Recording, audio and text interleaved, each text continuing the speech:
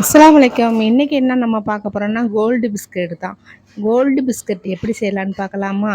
First அதுக்கு மைதாவும் நம்ம பசுநெய்யும் ஊற்றி நல்லா சுகர் போட்டு பனைஞ்சு வச்சுருக்கோம்.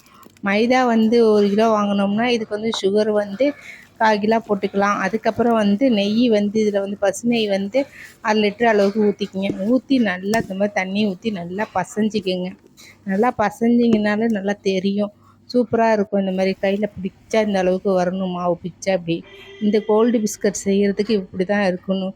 இது அப்படியே கொஞ்சம் நேரம் நம்ம அப்படியே மூடி வச்சிடலாம். 2 hours later. நம்ம அதுக்கப்புறம் எடுத்ததுக்கப்புறம் சின்ன சின்ன பீஸாக எடுத்து இந்த மாதிரி சப்பாத்தி கட்டையில் வச்சு உருட்டி எடுத்துக்கலாம். இந்த மாதிரி தேய்ச்சா சப்பாத்தி அளவுக்கு தேய்க்காமல் நம்ம பூரி அளவுக்கு நம்ம தேய்ச்சிக்கலாம், கொஞ்சம் தடிமனாக. அதுக்கப்புறம் சைடில் உள்ள பீசஸ்லாம் நம்ம கட் பண்ணிவிட்டு இந்த மாதிரி ஸ்டிக்கு இல்லைன்னா லீஃபே வச்சு நம்ம இந்த மாதிரி குத்திக்கலாம் மேலே. ஏன்னா இந்த கோல்டு பிஸ்கட் உப்பி பக்குன்னு வெடிக்காமல் இருக்கிறதுக்காக தான் இது மேலே நம்ம இந்த மாதிரி குத்திக்கிறோம். எல்லாத்தையும் செஞ்சு எடுத்துட்டு தான் நீங்கள் போய் அதுக்கப்புறம் இதை நம்ம ஆயிலில் போடலாம். இது அதுக்கு முன்னாடியே நம்ம செய்யறதுக்கு முன்னாடியே கொஞ்சம் கொஞ்சமாக ஆயிலில் போட்டால் நம்ம செய்யறதுக்கு கஷ்டமாக இருக்கும். அதனால சொல்லிட்டு தான் இது எல்லாத்தையும் இந்த மாதிரி செஞ்சு எடுத்து வச்சுக்கிட்டோம். செஞ்சு எடுத்து வச்சதுக்கப்புறம் நமக்கு ஆயில் 1 லிட்டர் அளவுக்கு தேவைப்படும். அதுக்கு மேலே வேணாலும் ஊற்றிக்கலாம், உங்கள் இஷ்டம். நிறையா ஊற்றி சீக்கிரமாக எடுக்கணும்னு நினச்சா. நல்லா ஆயில் இந்த மாதிரி சூடாகணுன்னு நம்ம சிம்மில் வச்சுக்கிட்டு மெதுவாக ஒன்று ஒன்றா போட்டு எடுக்க வேண்டியது தான். அதுவே மேலாக அந்த மாதிரி திரும்பி வந்துடும்.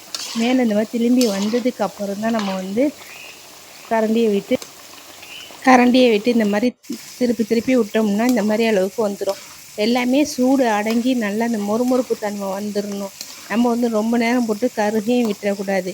இந்த கோல்டு கலர் வர வரைக்கும் நம்ம மெதுவாக சிம்மில் வச்சு தான் எடுக்கணும். எவ்வளோ அழகாக இருக்குது பார்த்தீங்களா கோல்டு பிஸ்கட்டு பார்க்குறதுக்கு. உங்கள் ஊரில் இதுக்கு என்ன பேர் சொல்லுவீங்கன்ட்டு சொல்லுங்கள். எங்கள் வீட்டில் நிறைய பேர் சொல்லுவாங்க. ஆனால் எனக்கு பிடிச்ச பேர் இது கோல்டு பிஸ்கட்டுக்கு தான் எனக்கு ரொம்ப பிடிச்சிருந்துச்சி. ஏன்னா கோல்டு கலரில் நல்லா சாஃப்டாகவும் நல்லாவும் இருக்கும், சாப்பிட்றதுக்கு அவ்வளோ சூப்பராக இருக்கும். இதுக்கு ஏன் நான் கோல்டு பிஸ்கட்டு வச்ச காரணத்தை சொல்கிறேன் பாருங்க, லாஸ்ட்டில் சொல்கிறேன் பாருங்க. இந்த கோல்டு பிஸ்கட் கோல்டு மாதிரியே எனக்கு கண்ணில் தெரிஞ்சதுனால தான் நல்லா கோல்டு பிஸ்கட் வச்சேன். எவ்வளோ அழகாக கோல்டு மாதிரி பளபளன்னு தெரியுது பாருங்கள்.